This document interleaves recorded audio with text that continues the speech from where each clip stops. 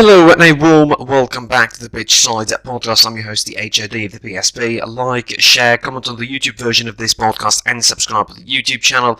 Enable notifications to receive all of the updates of these episodes of the podcast and all the content on the channel. Of course, follow us on social media. I'm at PSP on Twitter, PitchsidePod on Instagram. And you can listen to this on Spotify, Google Podcast, or any other podcast listening platform.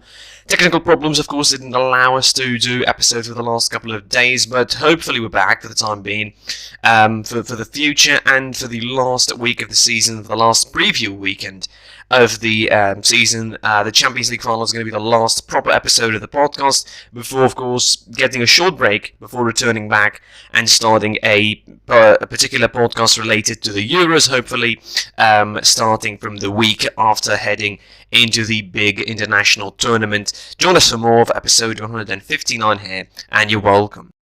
Kicking things off with the weekend preview, and we go to England. Of course, it is the last week of the season across the board in Europe. I think with the title being already decided, of course, in England, it is the battle for the top four, and it is the last, I think, spot of the top four will be decided on this weekend. Of course, the week starts with Arsenal, Brighton facing Brighton of Albion, Aston Villa playing Chelsea, Fulham playing Newcastle United, Leeds playing West Bromwich, Leicester City playing Tottenham Hotspur, Liverpool playing Crystal Palace, Man City playing Everton, Sheffield United playing Burnley, West Ham playing Southampton, and Wolverhampton playing Manchester United. All of these games taking place, of course, at once. It is for the fourth and third spot. Pretty much Liverpool could go third and could end up the season third, which is going to be a big achievement considering their sort of struggles this season with the injuries and all of that. Leicester City are now fifth, which is again a collapse by their own standards, of course, considering the season that they've been having as well so far. And you have Chelsea, who could also lose out on their spot if they slip up against Aston Villa away from home. So these are the three matches that look the most important in this fixture. Of course, Aston Villa versus Chelsea, and Chelsea after that victory against Leicester in the league game, avenging the FA Cup final, which was a good feeling, I would say, for Chelsea, putting Leicester in jeopardy and almost securing their spot, I would say. But definitely things could turn around on them. Liverpool and Leicester could win their games and Chelsea could lose, and this is a possible result against an Aston Villa side that just defeated Tottenham Hotspur a couple of days ago, which is a great result for them away from home as well. Albeit it won't help them get any sort of shine this season, which, considering the start that they had, Aston Villa, for the season, we're talking about them as potential top four contenders. They are 11th at the moment, heading into this round, and it's a decent season, it's a decent position considering the fact that they're not in the relegation scrap. It's good for them, but obviously it is not the finish that they were dreaming about in the start of the season, and at least considering their form early on in the campaign. Speaking, of course, of teams that dipped in form, Leicester City did dip in form as of late. Again, it's the wrong time simply for them to drop results like that.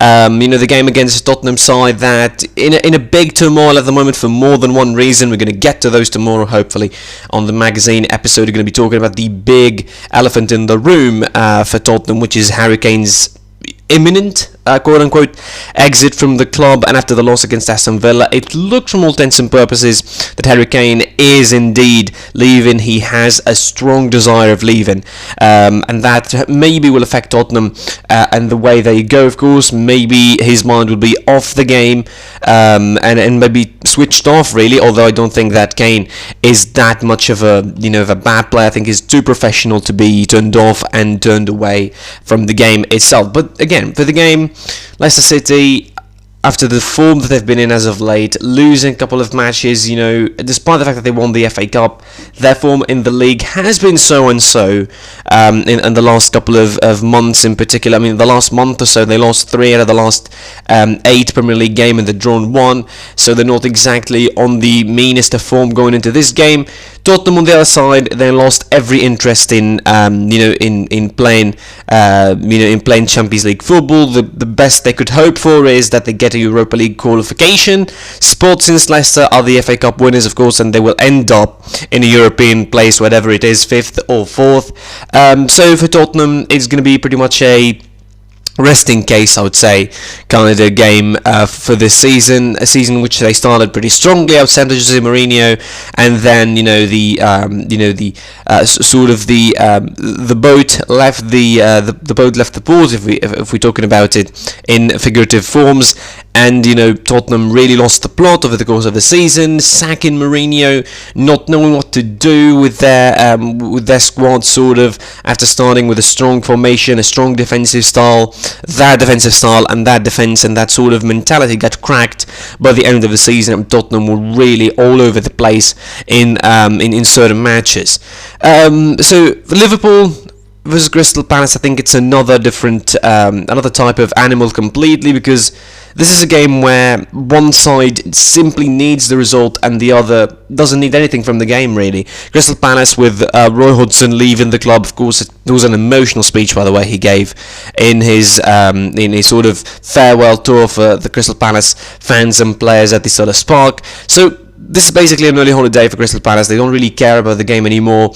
They don't have any threat, neither above them or beyond them. So it's definitely a game where Crystal Palace are going to be resting themselves. Not saying that they will be letting the game go to Liverpool, but I think they won't give them as hard of a fight as you would expect if they had something to play for. If, for example, they were in the relegation scrap or they were playing for a European spot, why not? Because they had a decent squad, they have a decent 11. I think if they were having something to play for in this game, I would say they would probably focus a little bit more, and they would have certainly something of a brilliant game against Liverpool if they had something to play for. So Liverpool simply need the result, and with the last surge that they've been having, I think the goal from Alisson the goal from Alisson, no joke, would be probably one of the biggest moments of Liverpool's season, arguably the biggest in a turbulent season for them, where everything went south and where injuries got the best of them, absolutely mauled them, not just got the best of them, and definitely changed the course of their season. They almost lost the plot. I looked at one point, dead and buried, really, without any hope of getting the top 4 places. But the last 4 games that they have, the last 4 results that they have in particular, winning games where they weren't supposed really to win, to be fair. Like against Southampton, it was a pretty tricky one, going to United and beating them 4-2 was a pretty big deal, I would say. West Bromwich Albion, that was a game that was, their sort of the first big slip up this season they had, where they went from being top of the table to being in the middle of the table at certain points. And then, of course, the game against Burnley, where I expected it to be a little bit tough, but in the end, it wasn't. So this game against Crystal Palace might be a different ball game completely. They beat them 7-0 in the first game, so the second game might be more of the same, I would say, but much because Crystal Palace are going to be resting themselves and not going to be exactly, maybe will not turn on for the game, I would say, against the Liverpool side that it needs simply the victory.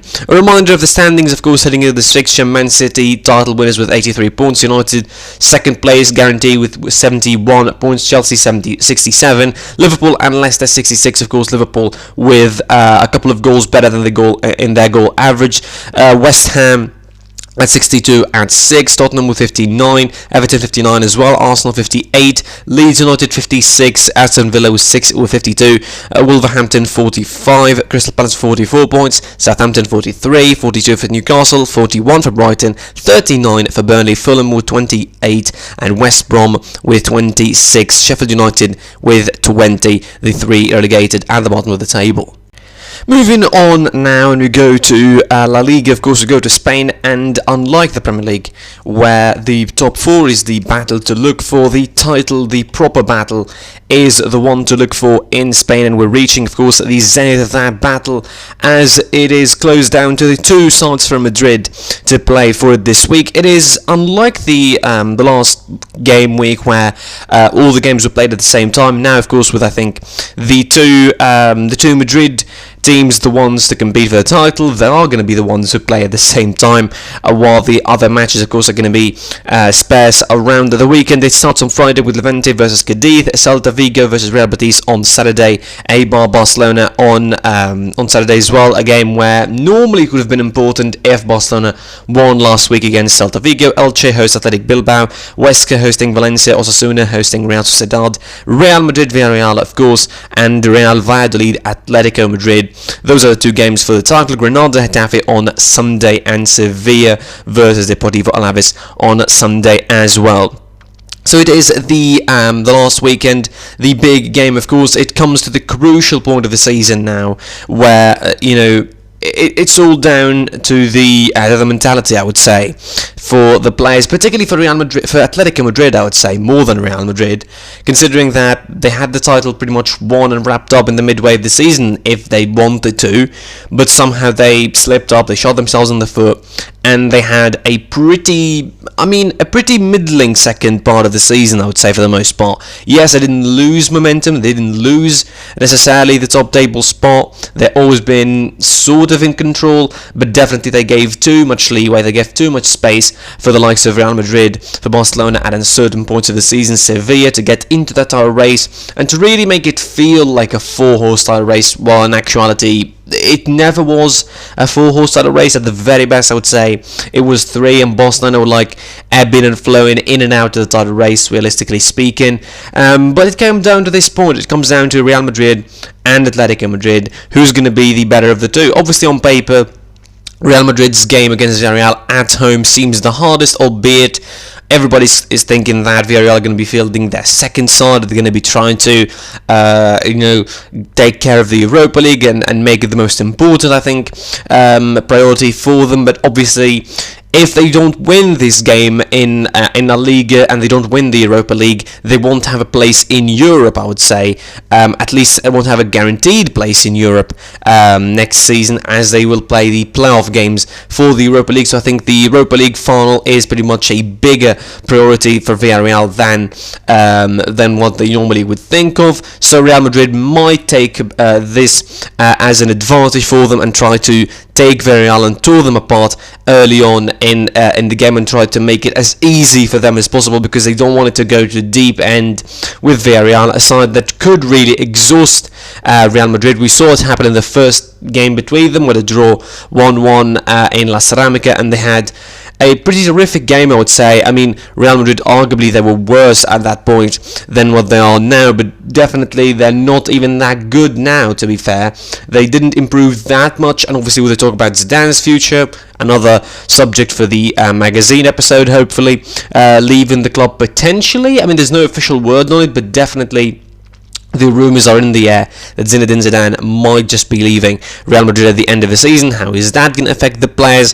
How is that going to affect the performance? How Zidane is going to be dealing with the game? Potentially his last game with Real Madrid. Who knows what's going to be the circumstances leading into this one? On the other camp, Atletico Madrid's job, I think, is pretty straightforward. They win the title. They defeat Valladolid, an easy game on paper, albeit Real Valladolid, they still play for their lives in the relegation zone. If they win and the other results go that way, if they win and Huesca lose and Elche lose, they will remain in the in Laliga. So it's pretty much a big game for Valladolid as well. They won't let the 3 points go just easy, but I think Atletico Madrid might have enough in them to get through the finish line, to get through the point where they can defeat Real Valladolid. It shouldn't be a hard game on paper, but again, it's just maybe something will overwhelm Atletico Madrid players, something will overwhelm Simeone. Maybe, we talk about Guardiola overthinking things. How about Simeone sometimes overthinking things? Yes, he has a simple method of playing, a 4-4-2, defensive block kind of thing, take the 1-0 lead and just sit on it for the rest of the game. But sometimes he decided to change the tactic, decided to change the method, the approach for his games, and he really gets stuck.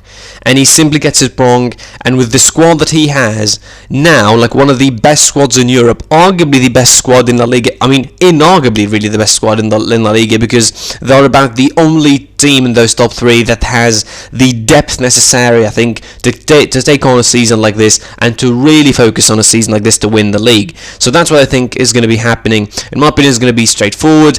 I still think Atletico are going to be winning it. I don't really see them bottling the league title anytime soon. I think they're going to be winning. It's probably will be it will be hard, but I think they're going to have enough in them to just edge Real Valladolid. And I'm saying edge Real Valladolid just considering the importance of the game for Valladolid themselves. As far as Real Madrid on the other side against Villarreal, it's a completely different ball game again. It all depends on Villarreal in this one. Is Villarreal going to turn up? Are they going to care about this game? Are they going to field their strongest 11? Or are they going to prioritise the Europa League final and just put this game, in the back pocket, really, so to speak? So, in my opinion, I think Atletico Madrid will have enough to win the title, will have enough to win the league. Real Madrid, maybe they will winning, but again, because of Atletico Madrid winning, they won't win the title, unfortunately, which is going to be just a little bit harsh, I would say, for the likes, for example, of Karim Benzema, who's putting on tremendous performances that got him back a call on the national team. That is another topic for the podcast episode, for the magazine episode, hopefully tomorrow. So that is what's going to be happening. I think it's going to be a pretty big, kind of game, of course, for both sides. But obviously, Atletico Madrid on paper, the game is easier. I assume they'd be winning, and they will be winning the trophy, which is going to be an extension for the shelf life for Simeone at Atletico Madrid. The standings before the week, of course, Atletico Madrid 83 points, Real Madrid 81 points, Barcelona 76, Sevilla 74, that's your top four guaranteed and locked. Real Sociedad with 59 points, 58 for Betis and for Villarreal, 53 for Celta Vigo, 46 for Athletic Bilbao, 45 for Granada, 44 for Osasuna, 43 for Cadiz, 42 for Valencia, 40 for Juventus, Alaves with 38, Getafe 37, 33 for Elche and Valladolid for Huesca and Elche, Valladolid with 31 points and Eibar with 30 points at the bottom of the table.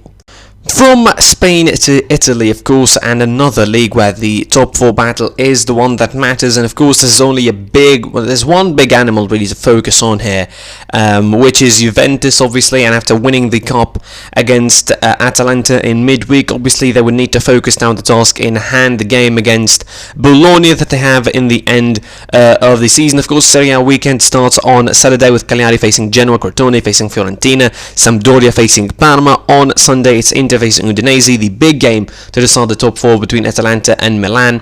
Bologna Juventus, as you mentioned, another important game for the top four. Napoli versus Hellas Verona, Sassuolo versus Lazio, Spezia Roma and Torino Benevento. So let's put it straight away. Let's put this off from the beginning. Let's talk about the hypothesis where Juventus could miss out on the top four. So simply, Atalanta, winning their game against Milan, of course, which means Milan loses, and Napoli winning with Juventus, winning their game, losing their game against Bologna. So that's as simple as that. If Juventus draw their game against Bologna, also that means that they're out, because Napoli are going to be ahead of them on goal difference. Milan are going to be ahead of them on goal difference. Atalanta obviously ahead of them on head-to-head and goal difference. Milan as well. With that goal, the 3-0 victory was very important. That's why it was very important that they won 3-0. Not just about any scoreline, because that will help them in the head-to-head, in the goal difference as well.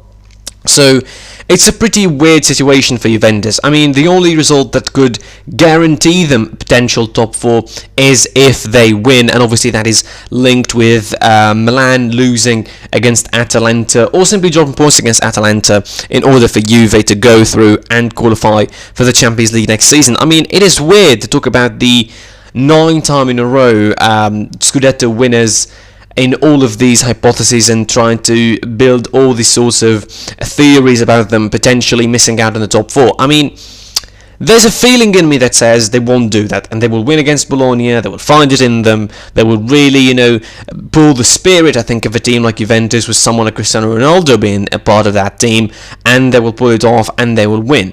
But that's also just about evidence, and enough evidence from the course of the season that makes you think, you know what, they're not going to do it, they're just going to be tepid enough, mediocre enough, average enough to bottle it against Bologna of all teams. Bologna are 11th. Obviously, no absolute worries about anything for them. Just like it is a similar game to Liverpool versus Crystal Palace in a lot of ways. In that is, if Juventus win, they simply go through to the Champions League. If they don't, they start entering in a whole sort of mathematics kind of game, points, goal differences maybe, who knows what are going to be results from elsewhere. And particularly with Atalanta and Milan, being in the same time and on the same time as well as Napoli has Verona. So all of the top 4 sides are playing at the same time. So that's going to create a pretty much the body is in the game against Bologna and the minds are focusing on the results elsewhere. So it's going to be a pretty big hypothesis for Juventus. It's going to be a pretty big night thinking about how they're going to be qualifying to the Champions League. It got to a serious point where playing for the Europa League seemed to be a realistic option. Formerly Milan won a couple of games, a couple of other games really this season. If they won a couple more points, I would say that would have been a disastrous season, and I would say Juventus are definitely off the Champions League talks, and they will not make it into that competition. But obviously, in the end, they found themselves. Everything is in their hands pretty much. They win, they mostly go through. Of course, depending on the results that would happen elsewhere. Is Milan, going to win, going to defeat Atalanta away from home? They were battered against them 3-0 early on in the season at home. So, I don't really expect them to go to Bergamo and defeat Atalanta away with the same result or anything like that. Although they defeated Juventus 3-0 away from home, so it was quite the result. So it's going to be a big week for Juventus as well. It is going to be as well for Milan. Atalanta, the only one guaranteeing that Champions League spot out of the 4. At the worst of scenarios, if all of those other sides behind them win, that is Milan, Napoli and Juventus, the worst case scenario is going to be that Milan and Napoli are going to be going through with them, and Juventus are going to just miss out on head-to-head matches, of course, head-to-head competition, head-to-head average between them and Atalanta, since Atalanta drawn against them in Turin and defeated them 1-0 in Bergamo, which is going to be quite the game as well.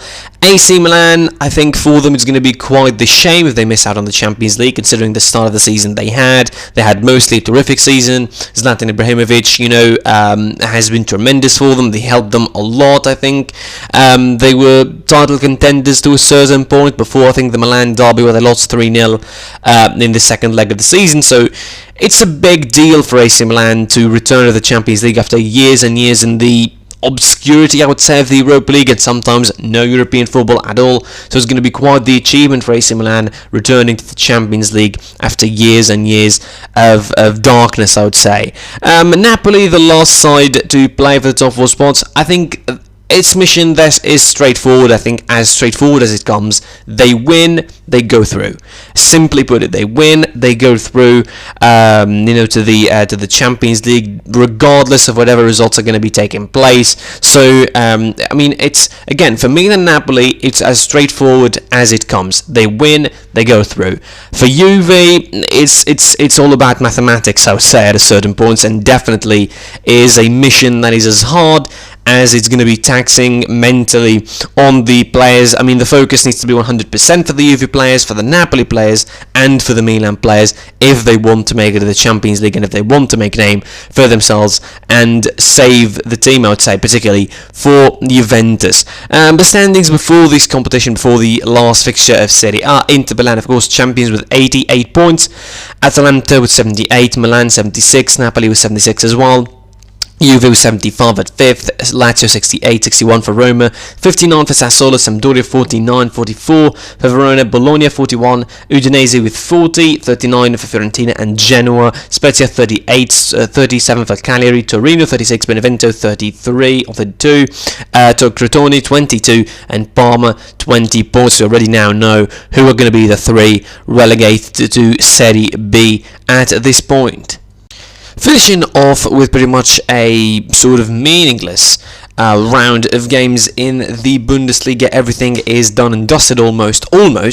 I say in Germany because the relegation battle is still up for grabs. It's still a big scrap for survival in Germany. Of course, the week starts, all the games are played on Saturday. Of course, Hoffenheim playing Hertha Berlin, Köln playing Schalke, a relegation 6-pointer I would say for Köln, Union Berlin playing Leipzig, Bayern Munich playing Augsburg, Borussia Dortmund playing Bayer Leverkusen, Eintracht Frankfurt playing Freiburg, Stuttgart playing Arminia Bielefeld, Wolfsburg playing Mainz, and Werder Bremen playing Borussia Mönchengladbach. So the teams at the moment that are competing or sort of trying to scrap for relegation survival is Bielefeld, Arminia Bielefeld, Werder Bremen, Köln at the bottom of the table. The three of them want to survive that scare. Of course, the best they could do is to be at 15th. We already know that Schalke are going to be relegated, so the game between them and Köln is pretty much no pressure on Schalke. All the pressure is on FC Köln, and obviously I really want them to make it just because I think Ilyas Khiri, the Tunisian player in them, deserves a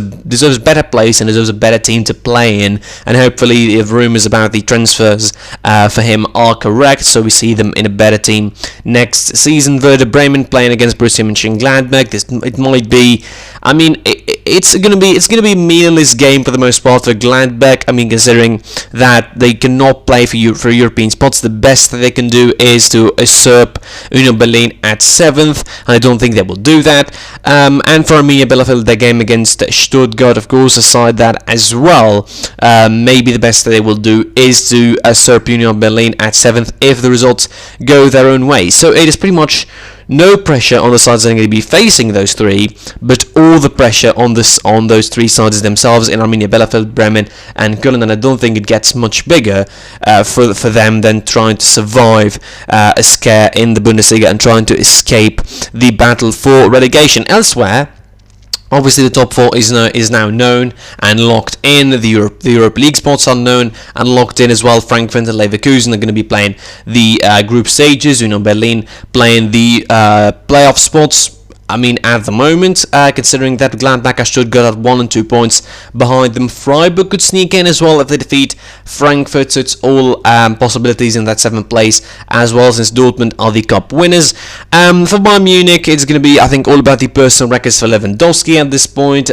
He, of course, tied the Gerd Müller record with 40 goals last weekend, and hopefully for him, he breaks that record and etches his name in the history books of the Bundesliga. Of course, Bayern Munich with 94 goals this season. Imagine, I mean, with 94 goals, scored 40 of them by Lewandowski. That is how big of an impact that guy makes. Obviously, top scorer of the Bundesliga without any shadow of a doubt. RB Leipzig, they would want to finish their season in the best way possible after a couple of hiccups as of late. The loss in the DFB Pokal final, of course, against Dortmund.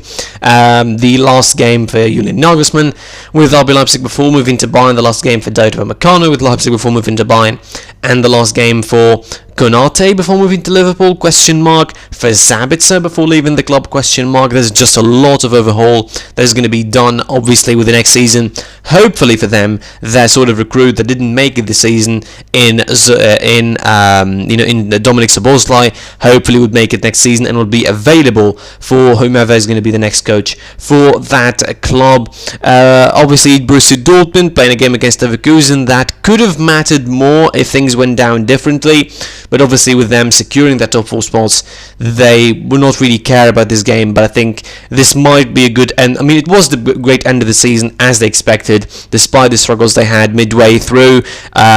Sacking Lucien Favre, Edin Terzic had so much pressure on him to deliver, and he delivered to a certain point.